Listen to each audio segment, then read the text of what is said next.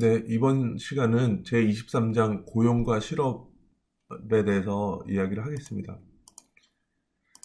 어, 일단은 여기 보면은 두 가지 파트로 크게 나눠질 수 있는데 이 장 같은 경우는 이제 실업을 어떻게 측정하는지, 그죠? 실업률을 어떻게 계산하는지 그 관련된 내용이 하나가 되겠고요.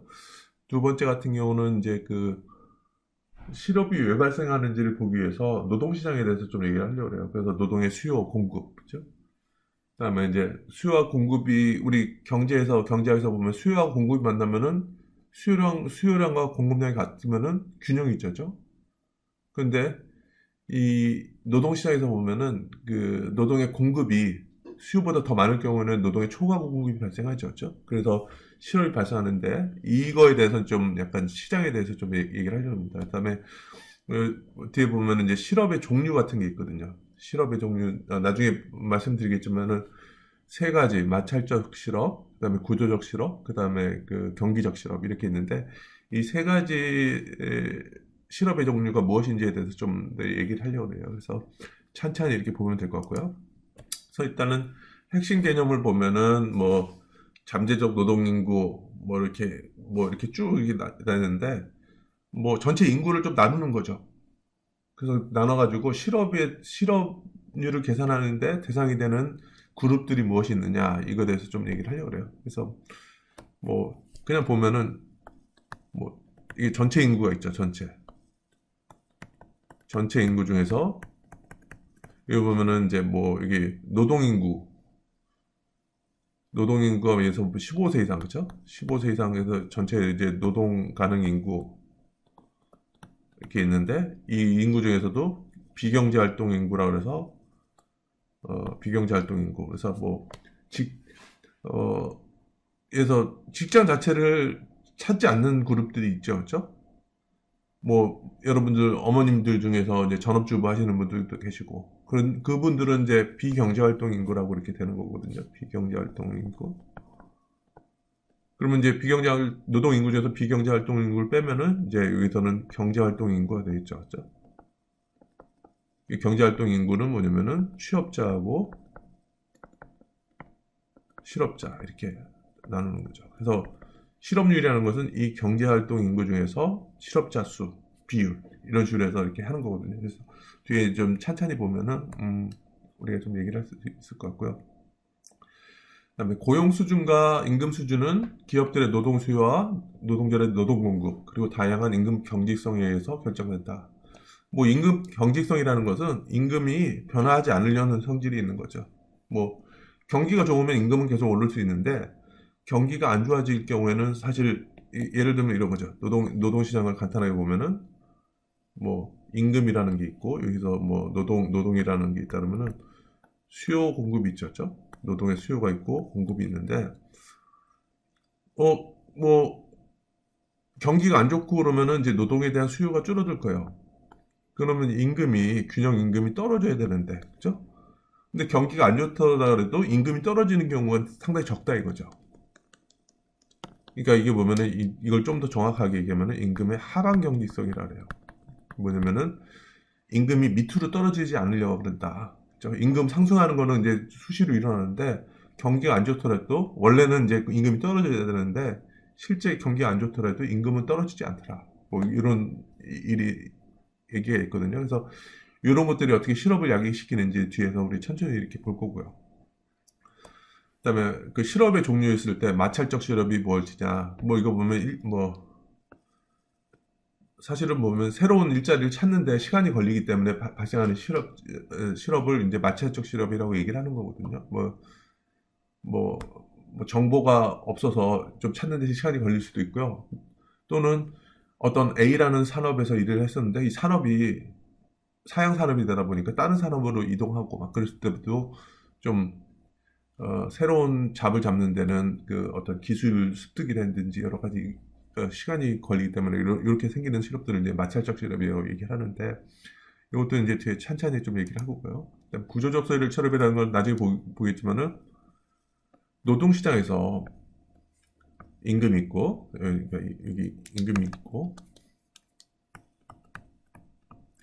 자, 노동에서 보면은 우리가 그렇게 가만히 있으면은 노동의 수요가 있고 공급이 있으면은 가만히 놔두면 이제 시장은 이제 균형으로 간다 그랬죠. 그죠? 이렇게 되면은 노동에 대한 수요하고 공급이 같으니까 실업이라는 게 존재는 안 하죠.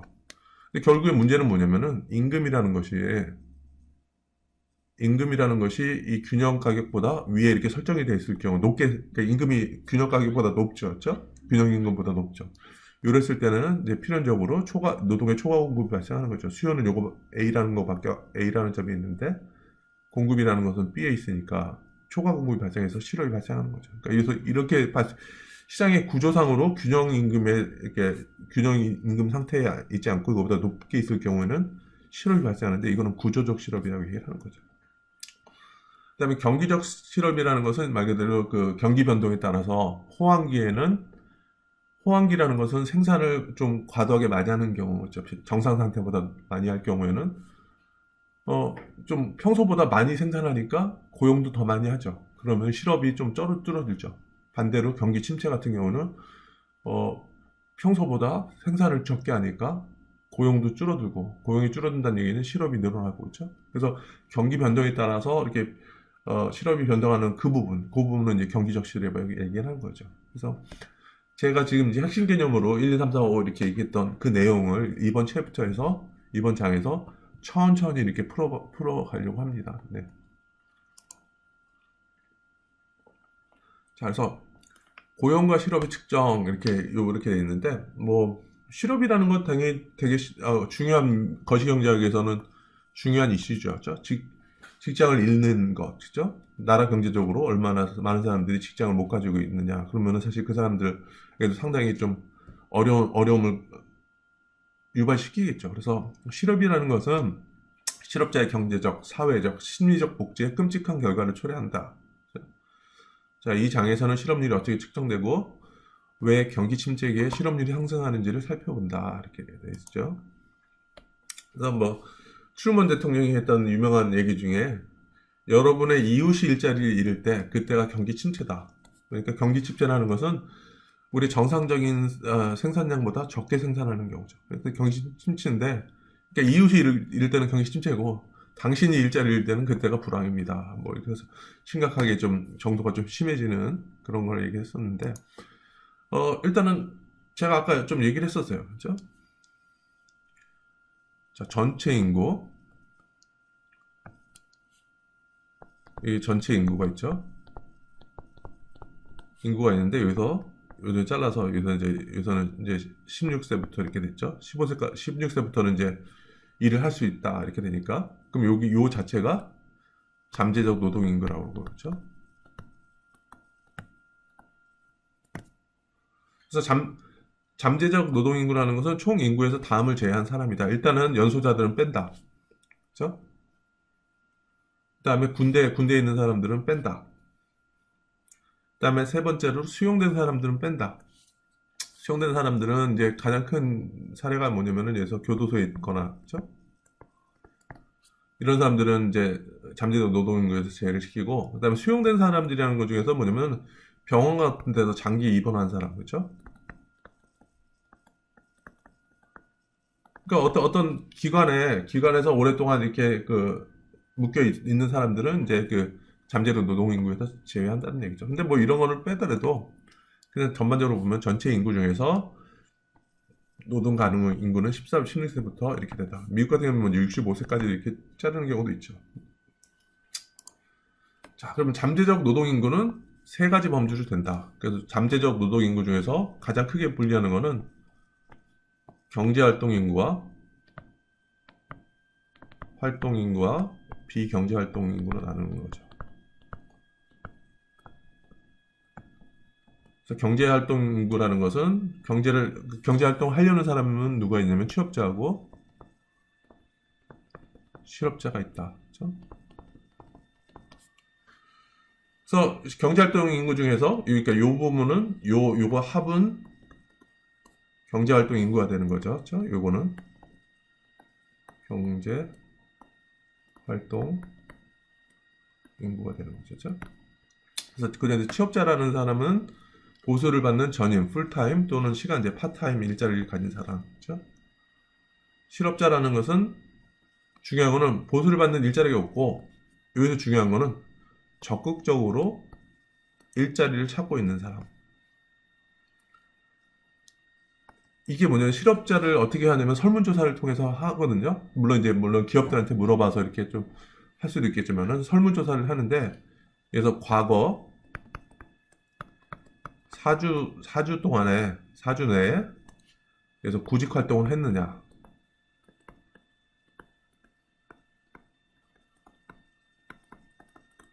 구직 활동을 했는가 이 여부가 실업자와 비경제 활동 인구를 구분하는 아주 중요한 요소가 돼요. 그렇죠? 좀 이게 실업자와 비경제 활동 인구가 약간 모호한 경우도 있죠. 근데 뭐냐면은 적극적으로 최근 4주 내에 구직 활동을 했는가. 그 직장을 안 가진 사람 중에서. 그랬을 때 구직 활동을 했으면은 실업자로 되는 거고, 4주 내에 그냥 직장을 갖고 싶은데 지난 4주 동안에 아무 구직 활동 안 했다 그러면은 그거는 실업자가 아니라 비경제 활동 인구로 빠져요. 어, 요거, 그러니까 어떻게 계산하는지 보다도 요걸 제가 한번 구분해 볼게요. 이 캠퍼스 보시면은, 여기 보면은, 6번이라고 있죠. 실업자, 취업자 예시. 고용노동부 이 블로그인데요. 요 한번 사례를 한번 볼게요.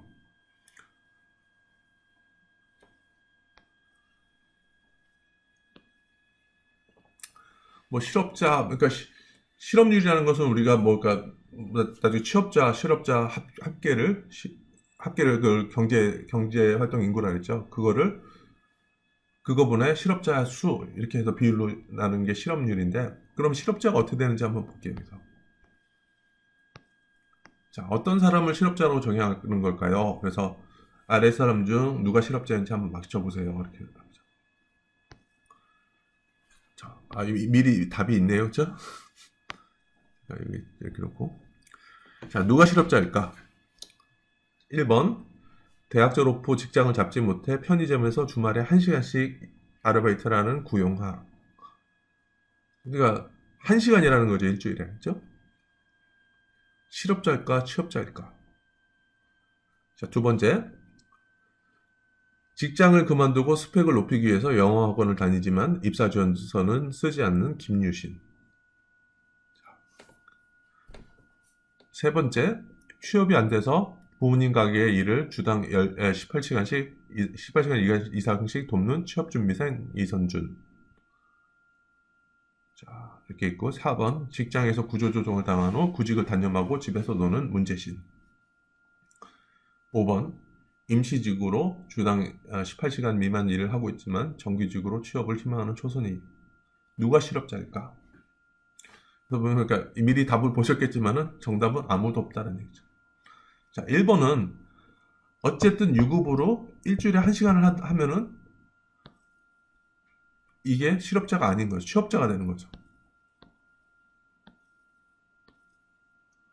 그러니까 그러니까 국제노동기구에서 정의하는 실업자라는 것은 15세 이상 인구 중 조사 기간인 일주일 동안 다음의 세 가지 기준을 동시에 만족시킬 경우에 실업자라는 얘기죠. 일주일간 전혀 일을 하지 못하고 있었거나, 그렇죠? 그러니까 조금이라도 일하면은 취업자가 되는 거죠. 실업자가 아닌 거죠. 항상 취업이 가능하며 지난 4주간 적극적으로 구직 활동을 한 경우. 이게 중요해요. 그렇죠? 그러니까 직장을 못 가진 것만 실업자를 그런 게 아니라 직장을 못 가지고 있었으면서도 지난 4주간 적극적으로 구직 활동을 했어야 되는 거야. 그렇죠? 이래야지만 실업자지. 이 구직 활동을 안 한 경우에는 직장을 안 가지고 있고 구직 활동을 안 한 경우에는 실업자가 아니라 그냥 비경제 활동 인구로 빠져요. 그래서 실업률 계산에서 빠지거든요. 그래서 한번 볼게요. 그래서 아까 좀 우리가 얘기를 했었죠. 전체 인구가 있고 그중에서 15세 이상을 노동 가능 인구라고 했고요. 그래서 노동 가능 인구는 비경제 활동 인구와 경제 활동 인구가 있다. 그렇죠? 경제 활동 인구는 실업자와 취업자로 이렇게 구분될 수 있다는 얘기죠. 그래서 여기서 얘기한 것처럼 취업자와 실업자의 구분 기준이 일주일에 1시간이라는 얘기죠. 1시간. 그래서 일주일에 1시간만 일을 해도 실업자가 아니다. 그렇죠? 자, 그래서 아까 얘기한 것처럼 구용화 같은 경우는 일주일에 1시간을 일하니까 취업자로 분류됐어요. 실업자가 아니라는 얘기죠.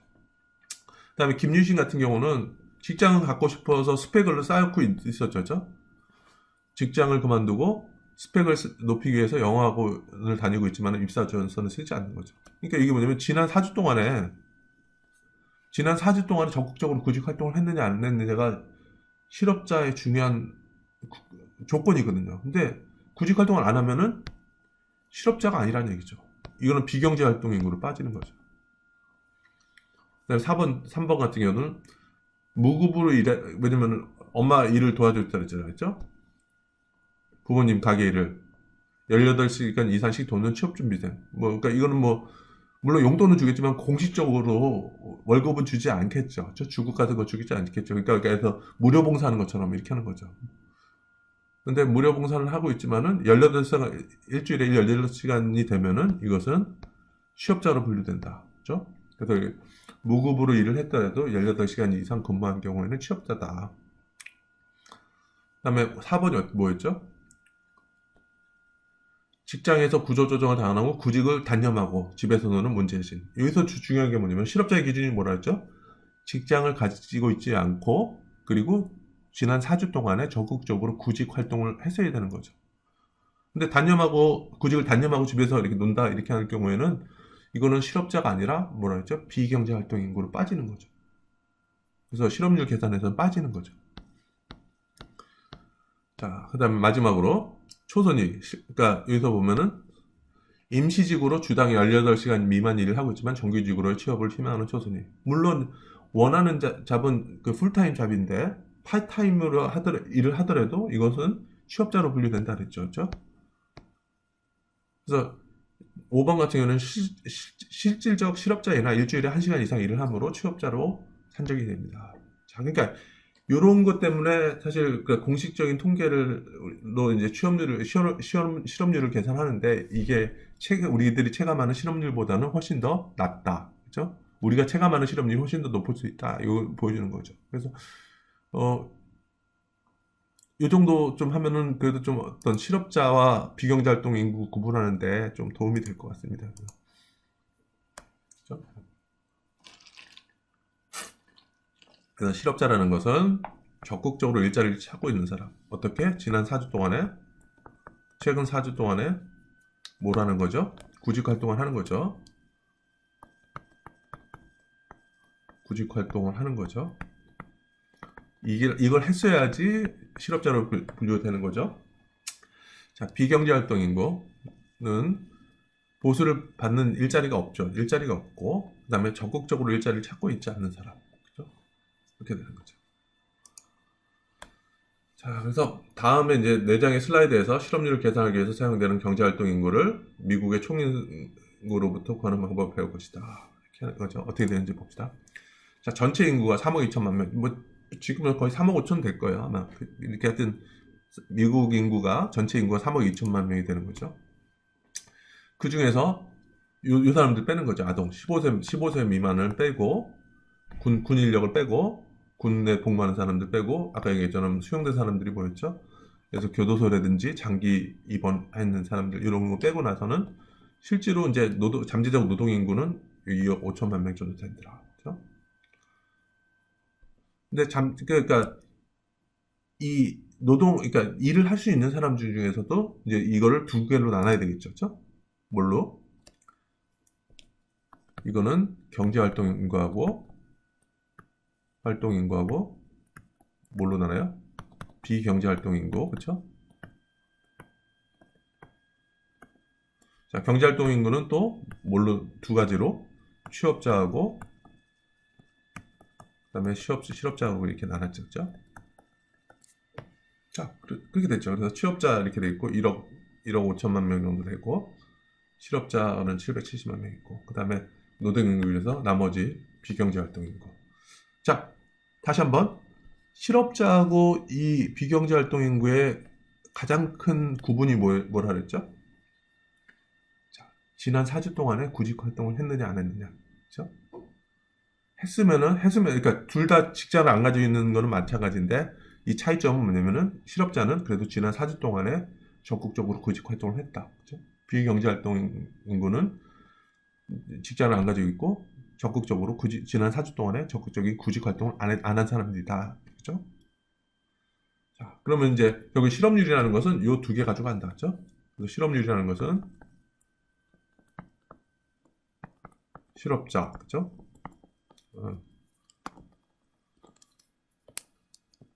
실업자 나누기 실업자 플러스 취업자 이렇게 할 수도 있고, 또는 이거를 뭐냐면은 실업자 나누기 경제활동인구 이렇게 해도 되죠. 왜냐면 경제활동인구가 취업자와 실업자의 합이니까.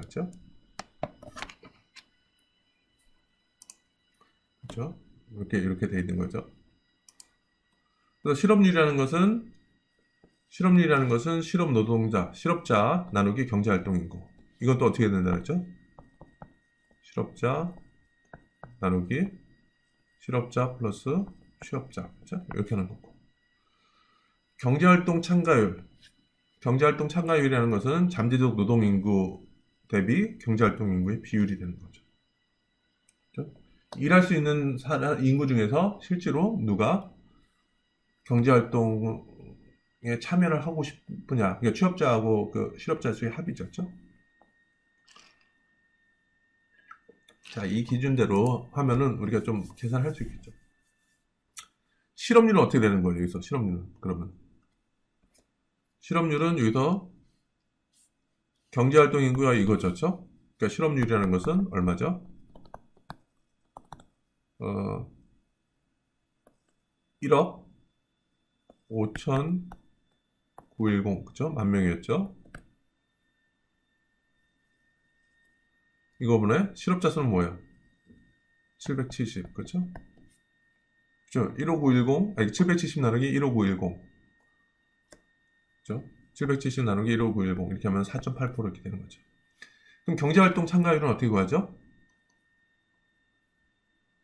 자, 경제활동 인구가 1억 5천이었죠? 1억 5,900. 그 다음에 잠재적 노동인구는 얼마였죠? 2억 5,350, 그죠? 25350. 25350. 이렇게 계산하면 되겠죠? 그렇죠? 이렇게 하면 62.7%다. 그렇죠? 뭐 이렇게 계산할 수 있는 거죠. 그렇죠? 그래서 이제 실업률을 어떻게 계산하는지, 뭐 경제활동 참가율이 정의가 무엇이고 이걸 어떻게 계산하는지 우리가 지금 좀 간략하게 살펴봤습니다. 자, 아까 블로그에서 고용노동부 블로그에서 우리가 어떤 사람이 실업자냐, 어떤 사람이 취업자냐, 뭐 이거 좀 했었죠. 자, 그러면 여기서도 좀 여러분들 볼 수 있겠죠. 우리가 좀 해보면은, 자, 뭐 취업자, 실업자, 비경제 활동 인구, 뭐 세 가지로 좀 이렇게 할 수 있겠죠.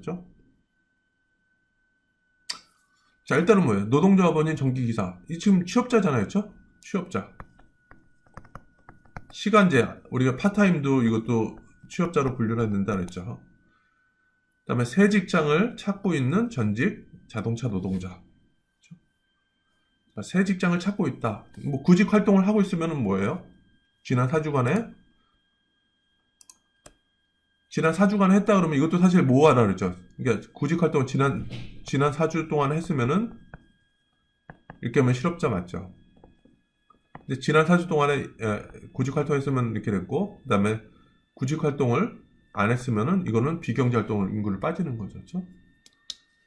근데 여기서는 이제 뭐 새 직장을 찾고 있는 전직 노동자, 이렇게 자동차 노동자인데 최근 4주 동안에 구직 활동을 하고 있다, 이렇게 가정을 한 거죠. 그 다음에 이 사람은 장애인 수당을 받고 있는 전직 자동차 노동자. 이거는 뭐냐면 구직 활동을 안 하는 거죠. 구직 활동 했냐 안 했냐 이게 정보가 없으니까 구직 활동 안 하면은 비경제 활동 인구라 그랬죠. 그렇죠? 그다음에 전업대학생. 여러분들 사람은 뭐냐면 직장을 갖고 싶어도 구직 활동을 안 하죠. 지난 4주 동안에. 이러면은 이거는 비경제 활동 인구죠. 그다음에 은퇴한 할머니. 은퇴했다는 얘기는 뭐지? 더 이상 이제 직장을 찾고 싶은 생각이 없는 거죠. 이랬을 때는 비경제 활동 인구요. 그다음에 가사에 전념하는 아버지. 그렇죠? 전업주부라나 뭐 이렇게 전업으로 이렇게 가사 노동을 할 경우에는 이거는 뭐 직장을 찾을 의향이 없으니까 이것도 비경제활동인구이 되는 거죠. 그렇죠? 그럼 요렇게 보면은 뭐 취업자, 실업자, 그다음 비경제활동인구 여러분들 구분하는 거는 좀 어느 정도 할 수 있을 것 같다는 생각이 듭니다. 자, 다음과 같은 상황에서 실업률이 어떻게 되는가? 경기 침체기. 이미 여기서 힌트를 주는 거죠. 기업들이 노동자를 해고하는 경향이 있는 경기 침체기. 왜냐면 경기 침체라는 것은 이게 그 그러니까 이게 단기 장기를 구분해야 되는데 장기적으로는 경제가 아주 그래서 정상 수준의 산출물을 이만큼을 생산한다 그래요. 시간. 그다음에 뭐 GDP라 그럴까요? 그러니까 엄밀하게는 좀 이렇게 된 게죠. 정상적인 상황에서는 아주 그냥 일정 속도로 경제가 증가하죠. 그렇죠? 이런 걸 뭐냐면 우리가 보면 장기 추세 GDP라고 얘기를 하는 거죠. 뭐. 그러니까 장기적으로는 그냥 경제가 안정적으로 이렇게 쭉 되는데 실제로 보면은 경기는 여기서 요 주변에서 왔다 갔다 하죠. 그렇죠? 그러니까 그 경기가 좋아지고 나빠지고 이렇게 왔다 갔다 하는 걸 평균을 그으면은 이게 어떻게 보면 장기 GDP 또는 이제 장기 생산이라고 할 수 있는 거죠. 그러니까 여기서 보면은 이 경기가 호황일 때는 어떻게 돼요? 요 그러니까 일반적인 것보다 훨씬 더 생산을 더 많이 하죠. 생산을 더 많이 하면 어떻게 돼요? 생산을 많이 하면은 고용도 많이 해야 되죠. 고용을 많이 하면 어떻게 돼요? 실업이 줄어들죠. 그렇죠? 그러니까 이렇게 되면은 경기 침체기에는 실업이 높아지겠구나. 경기 호황기에는 또는 경기 확장기에는 실업이 줄어들겠구나. 그래서 경기 변동에 따라 발생하는 거를 뭐라 그랬죠? 우리가 이거를 경기적 실업이라 이렇게 얘기하는 거죠. 그러니까 영어로 얘기하면 이걸 뭐냐면 비즈니스 사이클하는 것처럼 시클리컬 언임플로이먼트라고 얘기하는 거죠. 둘 다 아닌 정상적인 기간, 정상적인 기준은 뭐냐면은 그냥 장기 추세대로 이렇게 쭉 가는 경우는 이때는 경기 변동이 없고 그러니까 경기적 실업이라는 게 존재를 안 하는 거죠. 뭐 이것 좀 얘기를 할 수 있고요. 여기 보면은 이거 여기 이렇게 회색으로 된 부분이 경기 침체기거든요. 회색으로 된 경기 침체기에는 실업이 좀 더 높죠. 그렇죠? 평소보다 좀 높게 나오죠. 그렇죠? 그렇죠. 그렇죠? 어떤 때는 뭐 좀 시차를 두고 발생을 할 수도 있죠. 왜냐면 경기가 안 좋아졌더라도 바로 사람을 자르지 않고 좀 버텼다가 조금 있다가 이렇게 해고를 하는 경향이 있기 때문에 경기 침체기에 즉시적으로 나올 수도 있고 좀 시차를 두고 반영할 수도 있겠지만 어쨌든 간에 실업률이라는 것은 그 경기 침체기에는 상승하고 그렇죠? 그다음에 경기 호황기에는 실업이 줄어든다. 이런 거를 뭐냐면 아까 뭐랬는데 경기적 실업이라는 얘기죠. 경기적 실업이라는 것은 그 경기 변동에 따라서 발생하는 실업이다. 그렇죠? 자, 이제 다음 질문은 뭐냐면은 누가 실업자가 될 가능성이 높은가? 자, 첫 번째 고졸 택시 운전자, 그다음에 두 번째 대졸 전기 엔지니어.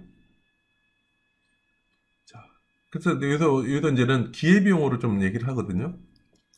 일을 하지 않는 데 따른 각자의 기회비용을 생각해봐라.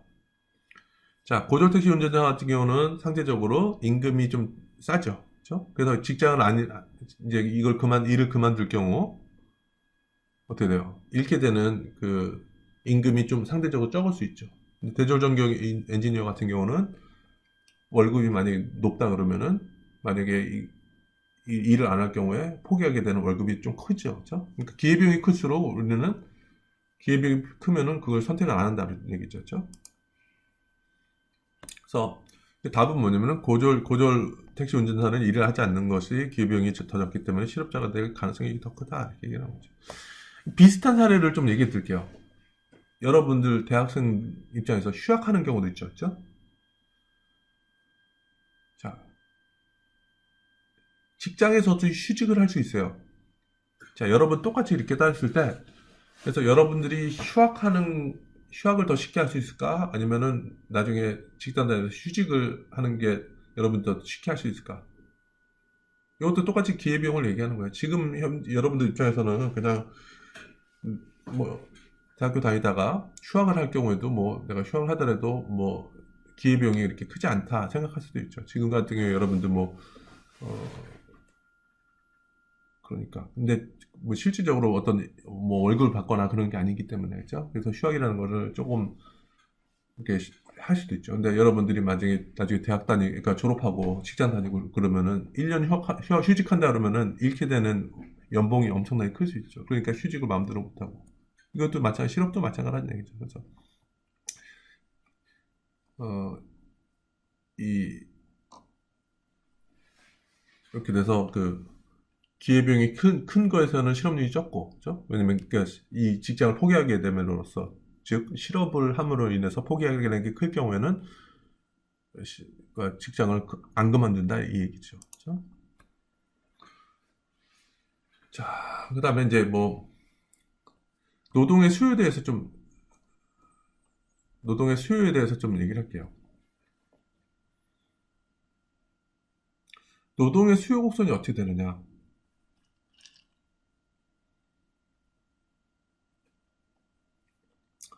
그래서 노동의 한계 생산물 가치가 뭐 노동 수요 곡선이다 이렇게 하는데 이거는 경제학 원론 시간에 좀 배웠을 거예요. 여러분들 한번 볼게요. 음,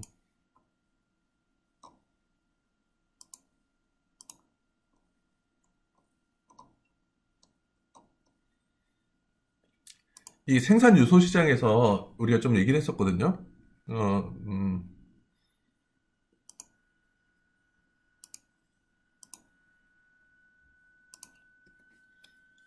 여러분들 기업의 이윤곡대화가 뭐였죠? 이윤이라는 것은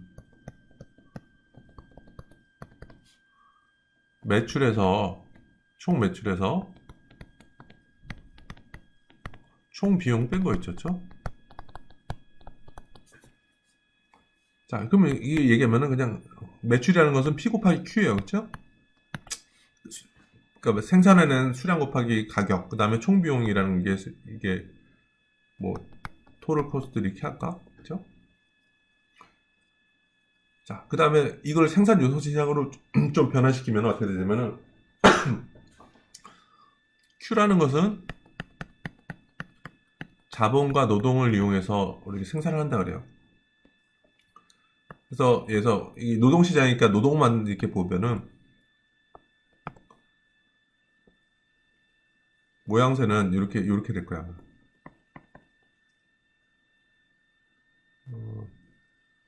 어떤 L의 함수다 이렇게 되면은 이게 한계 생산 체감의 법칙이라는 게 이제 경제학에서 중요하죠. 그렇죠? 그러니까 노동 투입이 많이 될수록 생산량은 늘어나긴 하지만은 늘어나는 속도가 더뎌진다. 그죠? 그래서 이게 한계 생산자 체감이라고 했죠. 그죠? 자, 그래서 이게 어떻게 되냐면은 어, 이윤이라는 것을 이제 생산 요소로 따져보면 어떻게 되냐면요. P 곱하기 Q 이렇게 놓고 Q라는 것은 노동이랑 자본이라는 투입 요소를 쓴다. 그죠? 그다음에 그럼 총 비용은 어떻게 되느냐? 총 비용이라는 것은 노동을 쓰면은 임금을 지불하죠. 그렇죠? 그래서 전체 노동 비용과 임금이죠. 임금. 전체 그러니까 노동 비용과 자본을 사용할 거면은 뭘 지불하죠? 자본이라는 게 뭐라 했죠? 경제학에서는 자본은 돈이 아니라 자본이라는 것은 말 그대로 투입 요소라 이거죠. 생산하는 투입 요소, 기계라든지 설비, 그렇죠? 그 기계나 설비에 대한 사용료를 뭐라 하냐면 렌트라 그러죠. 그렇죠? 이렇게 되는 거죠. 그러니까 총비용이라는 것은 노동에 대한 비용과 자본 사용에 대한 사용료, 그렇죠? 요거다 이렇게. 자, 그림으로 보면 어떻게 되냐면 노동시장만 좀 볼게요. 노동시장만. 어,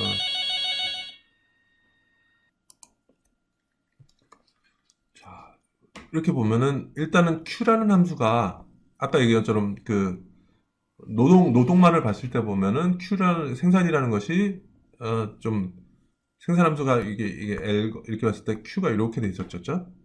그러니까 그 P라는 거는 하나의 가격이니까 PQ를 하더라도 이렇게 되는 거죠. PQ라는 것도 이렇게 좀 되는 거죠.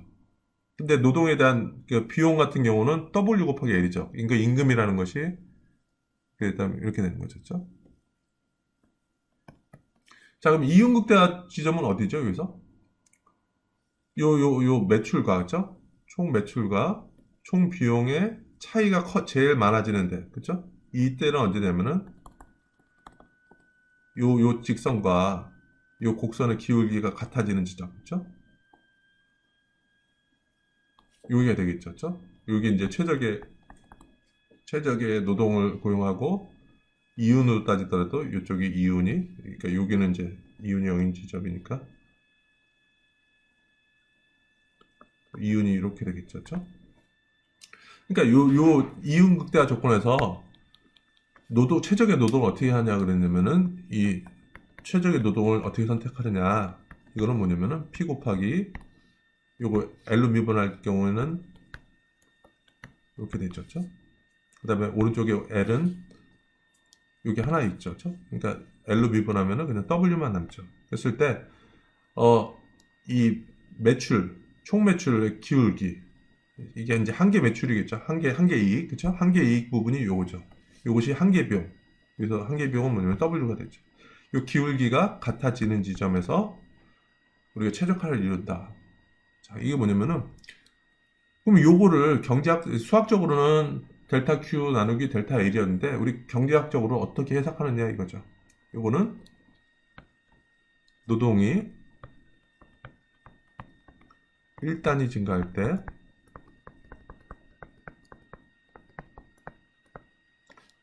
생산은 몇 단위 증가하느냐, 그죠? 그러니까 이걸 뭐라 그러냐면은 노동의 한계 생산성이라죠, 그죠?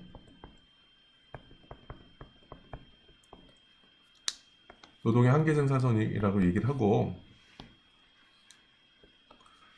이 노동의 한계 생산성에다가 곱하기 P로 돼 있으니까 이거는 이렇게 얘기를 해요. P 곱하기 MPL 노동의 한계 생산성 이것이 마이너스 W가 0이다 이렇게 된 거죠. 그래서 뭐냐면은 그러면 이것이 기울기가 같다는 거니까 결국에는 이게 W랑 같다 이거죠. 그래서 뭐냐면은 노동의 이게 이제 수요라는 이게 수요거든요. 그 기업 입장에서는 이윤 극대화 조건을 위해서 이게 필요한 뭐냐면은 이게 노동의 한계 생산물의 가치. 자, 그러면 이게 어떻게 되냐면은 노동이 있고요.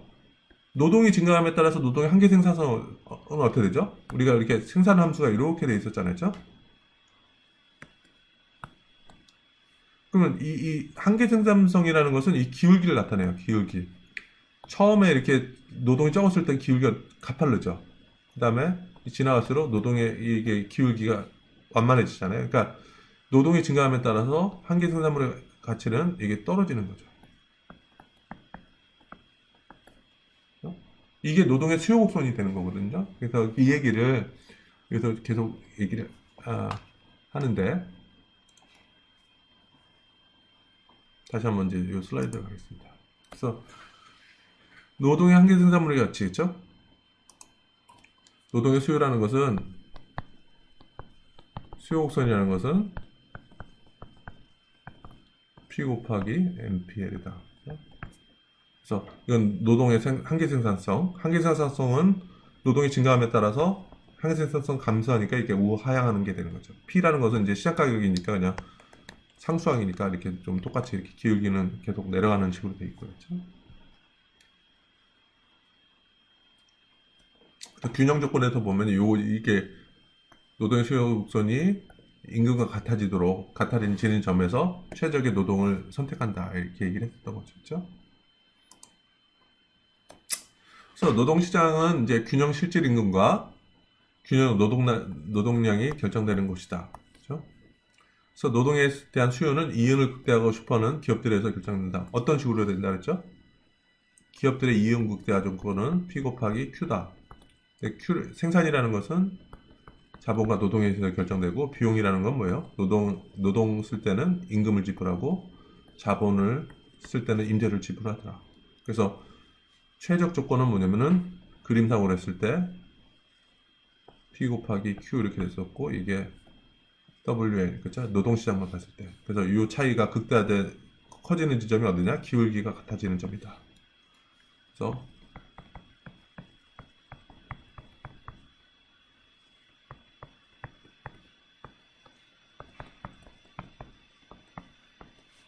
노동의 한계 생산성이 임금과, 그러니까 노동의 한계 생산물의 가치가 임금과 같아지는 점에서 최적화를 기업들은 최적화한다 하죠. 수요는 이렇게 되는 거죠. 공급은 어떻게 되느냐? 뭐 여러분들이 노동의 공급자죠. 그래서 효용을 극대화하고 싶어하는 노동자들에서 결정된다 하죠. 효용이 뭐죠? 효용도 뭐냐면 여러분들 일 안 하면은 여러분들은 여가를 즐길 수 있죠. 여가를 즐김으로 인해서 여러분들이 뭘 느껴요? 효용을 느끼죠. 그렇죠? 근데 만약에 그러니까 여러분들이 일을 안 함으로써 여러분들이 즐김으로 인해서 느끼는 가치가 예를 들어서 시간당 10,000원이라고 했을 때, 만약에 시장에서 10,000원보다 더 줄 경우에는, 그렇죠? 그럼 시장에서 여러분들 10,000원보다 더 주는 그거의 가치가 여러분들이 일 안 하고 노는 1시간당 10,000원의 만족도보다 더 클 경우에는 여러분들이 노동을 공급하겠죠. 그렇죠? 자, 그래서 여기서는 이제 지금 보여드렸던 그 수요 측면에 있어서 어떤 식으로 이제 최적화를 하느냐. 이윤을 극대화하는 조건이 아까는 뭐냐면 P 곱하기 MPL이 요거였어요. 요 원칙만 보는 거죠. 그래서 뭐냐면은 요 부분은 기업의 입장에서 뭐였죠? 기업 입장에서 얻는 이익이죠. 그러니까 노동자들이 일하면서 자기네들이 한계 생산성, 그러니까 생산을 해주고 고객에다가 그 제품에 대한 가격을 매김으로 인해서 기업은 여기서 추가적인 이득을 얻을 수 있는 거죠. 근데 이 임금이라는 건 뭐였죠? 임금은 기업들이 지불해야 되는 기회 비용이죠. 그러니까 이익이 노동을 고용함으로 인해서 얻는 이익이 이 비용보다 크거나 같을 경우는 계속 고용을 하는 거죠. 그렇죠? 요것만 아시면 여러분들이 수요 부분은 여러분들 쉽게 하실 수 있을 것 같아요.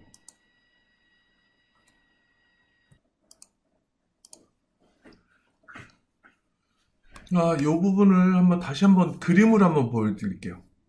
그래서 기업들은 이윤을 극대화하고자 한다. 물론 이제 최적화 조건은 이게 같아져야 된다 이렇게 했는데, 어떨 때 노동을 사람을 더 고용할까, 사람을 덜 고용할까. 그래서 또 뭐냐면은 여기서 얘기한 거는 한계 편익이 한계 비용보다 더 크거나 같을 경우에만 고용할 것이다. 자, 이걸 그림으로 한번 보여드릴게요.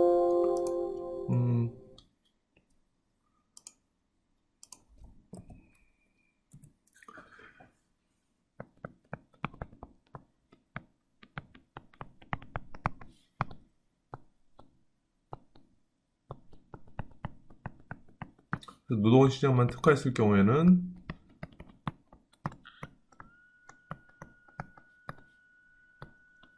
기울기가 같아지는 점, 또는 이제 P 곱하기, 이거는 노동의 한계 생산성이라 그랬죠. 이럴 경우면 이게 최적화가 된다 이렇게 되는데, 그림으로 보여드리면 어떻게 되냐면은 총 매출 함수를 보여드릴게요. 총 매출, 총 수익. 조금 더 크게 그려볼게요.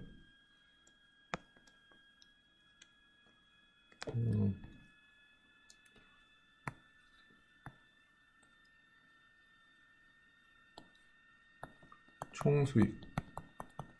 아까 이음 부분 P 곱하기 Q였죠? P 곱하기 Q.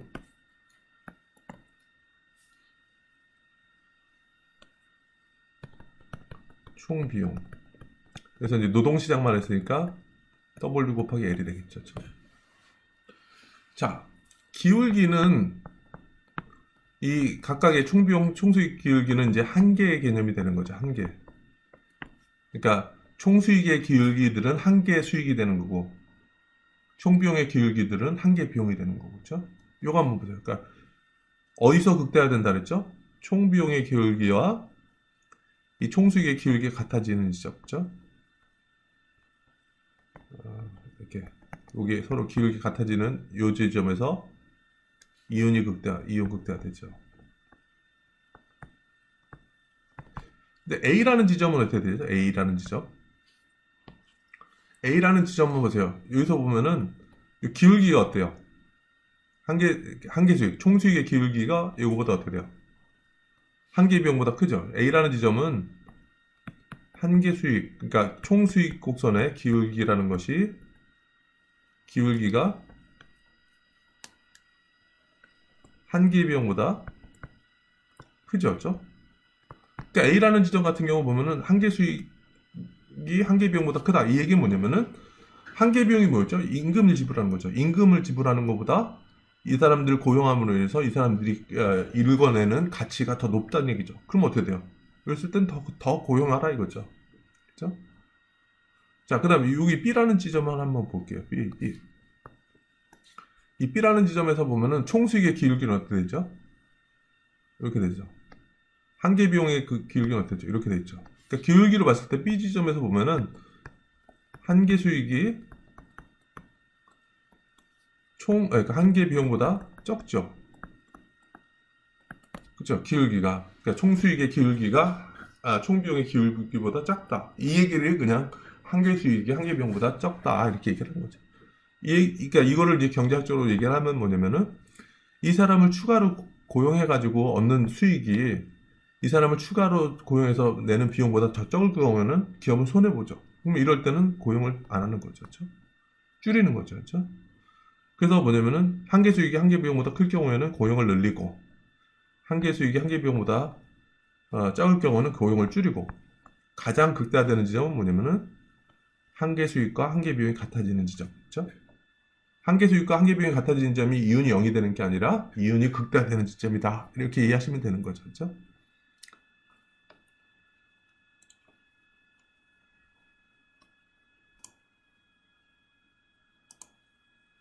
그래서 이렇게 한계 수익이, 한계 편익이 한계 비용보다 큰 지점에서만, 그러니까 크거나 같은 지점에서만 고용이 추가적으로 이루어진다. 이렇게 얘기를 하는 거죠.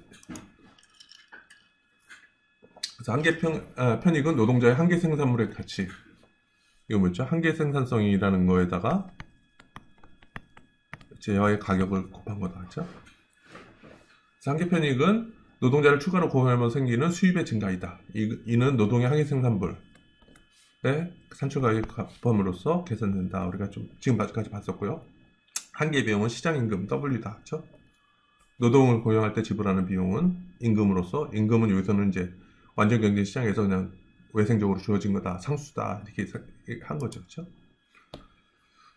그래서 그 이윤 극대화 기업은 노동의 한계 생산물 가치가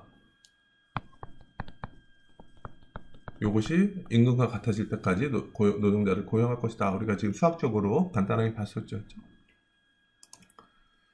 자, 그래서 사례를 통해서 기업이 어떻게 이윤을 극대화하는 노동의 양을 선택하는지 알아보도록 하자. 그래서 자동차를 씻기 위해서 기계와 노동을 사용하는 어떤 세차 기업을 생각해보자. 그렇죠? 처음에 경영자는 각 노동자에게 시간당 15불을 지불하고 5명의 노동자를 고용한다는 얘기죠. 자, 한 대 자동차 한 대를 세차하는 가격은 $7다. 그래서 5명의 노동자를 고용해서 이 세차 기업은 시간당 20대 자동차를 세차한다는 얘기죠. 그렇죠? 자, 다음의 표는 세차 기업이 고용한 노동자 수를 증가할 때 생산량의 변화, 그러니까 추가할 때 생산량의 변화는 뭐냐면 이것이 노동의 한계 생산성이 되는 거죠. 그렇죠?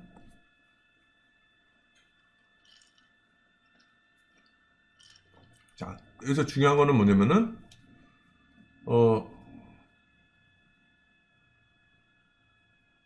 임금은 얼마나 했죠? 임금은? 그래서 보면 임금은 15불이라 했죠?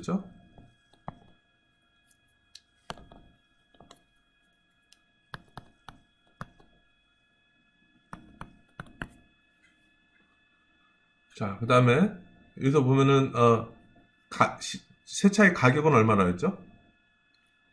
세차의 가격은 7불이라 했죠? P라는 것은 7불이다. 자, 그럼 어떻게 돼요? 5명을 고용했을 때는 우리가 이게 20대를 한다 그랬죠, 그렇죠? 그 다음에 이제 추가로 고용할 때 어떻게 되냐 보죠. 추가로 고용하면 어떻게 돼요? 한 명을 추가로 고용하면은 추가로 4개를 만들 수가 있죠, 그렇죠? 자, 그럼 여기서는 P 곱하기 NPL은 얼마가 되죠? 그러니까 한 명을 추가로 했더니 추가적으로 4대를 더 세차하는 거죠, 그렇죠? 그럼 이거는 4대가 되니까 세차의 가격이 7불이니까 7 곱하기 4개 됐으니까 28불이죠, 그렇죠? 근데 한 명 더 고용하면은 얼마를 지불해요? 15불이죠, 그렇죠?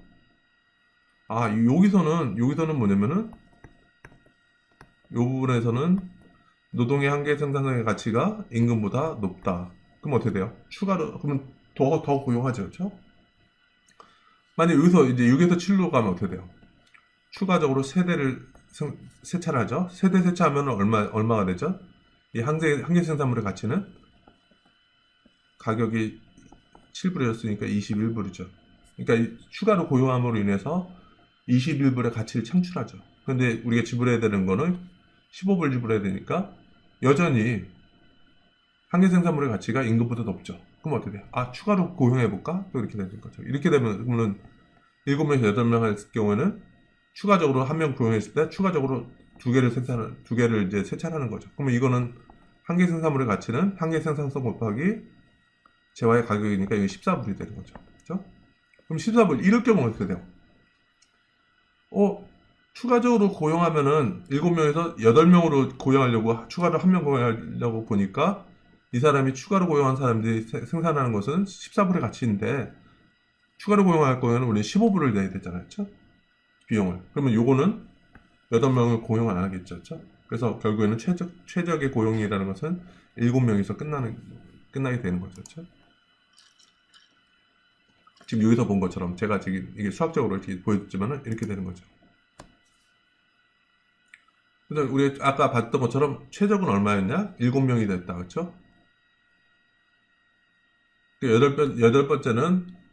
여덟 번째 고용할 경우에는 노동의 한계 생산물의 가치가 임금보다 적었죠. 요게 14불이었고 요게 15불이었잖아요. 그랬을 때는 기업 입장에서는 추가로 고용하면 손해보잖아요. 그렇죠? 그래서 8번째 노동자를 고용하지 않는다. 그리고 최적은 몇 명 고용하는 걸로 끝났냐? 7명이다. 그렇죠? 시장 임금이 12불로 하락한다면 어떻게 되느냐? 뭐 이거 똑같이 해보면 되는 거죠. 요거를 그러니까 한계 생산물의 가치는 변하지 않았으니까. 자, 이걸 뭐 계산한 방식이 요거였었죠. 자, 임금이 12불로 떨어지면 어떻게 돼요? 임금이 12불로 되면은 여기까지도 어차피 이것이 임금보다 높을 거 아니냐, 그렇죠? 그럼 여기까지 8명까지 고용할 수 있는 거죠. 임금이 떨어졌을 경우. 요거는 9명 고용했을 경우에는 추가적으로 한 사람 고용했을 때 7달러의 가치밖에 안 되고 시장 임금이 12불이니까 그렇게 되니까 요 9명은 고용 안 하고, 그죠? 8명 추가적으로 한 명을 더 고용할 수 있는 거죠. 그렇죠?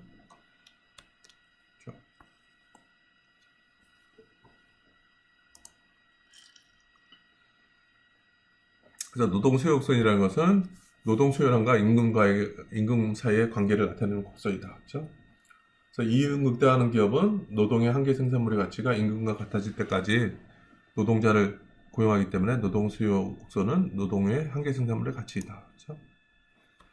그래서 우리가 본 것처럼 노동 사용량이 늘어남에 따라서 노동을 고용할수록 노동의 한계 생산물은 체감하기 때문에 노동 수요 곡선은 우아해야만 한다. 그렇죠? 이 얘기는 뭐냐면은 노동이 증가할수록 노동의 한계 생산성은 감소하기 때문에 이렇게 우하향한다. 그렇죠?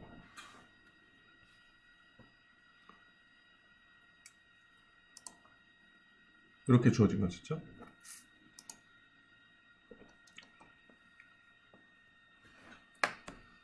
자, 그럼 이 질문은 뭐냐면은 여러분은 9번째 노동자를 고용하는 것이 이윤을 극대화하게 되는 임금 수준이 얼마일지 추측할 수 있느냐?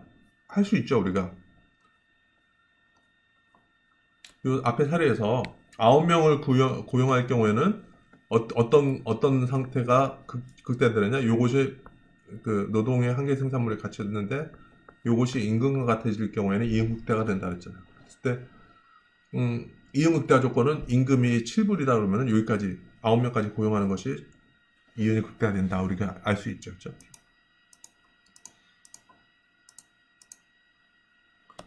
그래서 우리 뭐 앞에 사례도 그림이 이제 이 노동의 한계 생산물의 가치는 우양하고 이것이 결국에는 노동의 수요 곡선이 된다. 그렇죠? 자, 그러면은 다음에 이걸 이동하는 요소는 뭐가 있을까요? 자, 노동의 수요 곡선이라는 것은 여기 노동이라는 게 있고, 그렇죠? 이것이 임금이 있죠. 임금. 자, 그러면 노동이 변하거나, 그렇죠? 노동이 변하거나 임금이 변하면은 이 라인을 따라서 움직이죠. 수요 곡선 자체가 라인을 따라서 움직이죠. 임금이나 노동 외적인 게 움직이면은 이 곡선이 이동을 하겠죠. 근데 여기서 얼핏 보더라도 뭐가 바뀌면은 어떻게 되겠어요? 이 수요 곡선은 P 곱하기 MPL이잖아요. 그렇죠? P가 바뀌면은 요거는 이제 임금이랑 다른 거죠. 이게 재화의 가격이죠. P가 바뀌면은 수요 곡선이 변할 거예요. 그 다음에 노동의 생산성 MPL이 변하면은 이 수요 곡선이 이동을 할 거예요. 예를 들어서 뭐죠? 가격이 올랐어요. 재화의 가격이 올랐을 경우는 기업의 수익이 높아지죠. 그랬을 경우에는 노동에 대한 수요를 늘릴 수가 있겠죠. 노동 생산성이 늘어나더라도 노동 수요가 늘어나겠죠. 그렇게 되면 오른쪽으로 가는 거고요. 반대로 P가 떨어지거나 노동의 한계 생산성이 떨어지면은 노동의 수요는 왼쪽으로 이동하겠죠. 뭐 이렇게 되는 거죠. 자, 그래서 노동의 수요 곡선은 어떨 때 이동한다. 곡선이 이렇게 되거나 이동한다는 얘기죠. 자, 노동 수요 곡선은 아까 뭐라 했죠? 재화의 가격과 노동의 한계 생산성에 의해서 결정된다. 그렇죠? 그러면은 재화의 서비스 산출 가격 이거는 쉽게 이해되죠. P가 올라가면은 똑같은 이렇게 됐을 때 P가 올라가면은 이제 노동 수요가 오른쪽으로 가겠죠. 뭐 재화와 서비스에 대한 수요가 많아질수록 재화에 대한 수요가 높아질수록 노동에 대한 수요도 늘어나겠죠. 그다음에 기술 진보와 높은 생산성 요거 같은 경우도 노동의 생산성이 늘어날 경우에는 노동의 수요가 증가하겠죠. 그렇죠? 자본 토지의 투입 가격 이게 변하면 어떻게 될까요? 사실은 여기 보면은 생산이라는 것은 자본과 노동을 가지고 하는 거였죠. 그렇죠? 근데 이 자본과 노동의 관계가 어떠냐에 따라서 이게 좀 달라질 수 있어요. 이게 쉽게 얘기하면 뭐냐면 자본의 가격이 떨어지면 어떻게 되죠?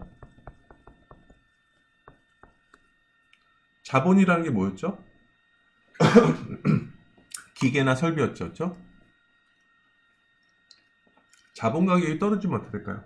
자본 가격이 떨어지면은 그 기계나 설비 값이 떨어지면은 기업의 입장에서는 기계를 더 살 수 있겠죠. 그렇죠? 자본을 증가시키죠. 그렇죠? 자본을 증가시키면은 어떻게 되냐면 노동 생산성이 늘어날 수 있어요. 노동 생산성이 증가하면은 또 노동에 대한 수요가 늘어날 수 있겠죠. 이 사례가 뭐냐면은 이런 거죠. 순수하게 여러분들이 위해서 그 캔디 가게 사탕 공장에서 한다고 따져보세요.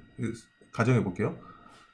그냥 노동만을 가지고 사탕 공장에서 사탕 껍데기 그걸 여러분들이 포장하는 거예요. 손으로 몇 개나 사탕을 포장할 수 있을까요? 뭐 분당 여러분들이 사탕을 사탕 비닐을 이렇게 포장하는 데는 손으로 하는 데는 한계가 있겠죠. 근데 이 자본 가격이 떨어져 가지고 그 기계의 가격이 떨어져서 자동으로 사탕 그거를 포장하는 기계를 사면은 어떻게 돼요? 노동 생산성이 늘어나겠죠. 예전에는 한 사람이 자기가 손으로 해야 되는데 이제는 이 노동을 가지고 직접 포장을 하는 게 아니라 기계를 다루면 되는 거죠. 그렇죠? 그래서 기계를 그냥 조정만 할 수 있으면은 노동 생산성은 확 늘어나는 거죠. 그렇죠? 그래서 보완적이 되면은 노동 수요가 늘어날 수 있다는 얘기죠. 첫 번째는 그럴 수도 있고요. 만약에 이 K와 L이 대체 관계면 어떻게 될까? 그러잖아요. 그러니까 단순 노동직 같은 경우는 기계가 대체할 수 있다 이렇게 하는 거잖아요. 그래서 만약에 이게 보완적이라면은, 그러니까 노동과 자본이 보완적이라면은 자본가격이 하락하면은 자본 늘리면서 노동 생산성 늘려서 노동 수요가 늘어날 수도 있고요. 만약에 자본과 노동이 대체적이라 그러면은 이거는 어떻게 될까요? 대체 관계라 그러면은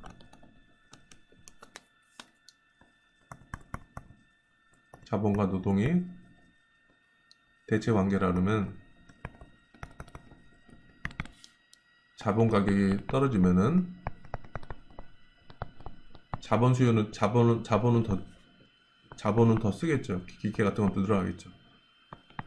기계가 늘어남에 따라서 노동을 대체함으로 인해서 노동 수요가 떨어질 수도 있겠죠. 그렇죠? 그래서 이거는 자본과 노동이 보완적이냐 대체적이냐에 따라서 노동 수요가 늘어날 수도 있고 줄어들 수도 있는 거죠.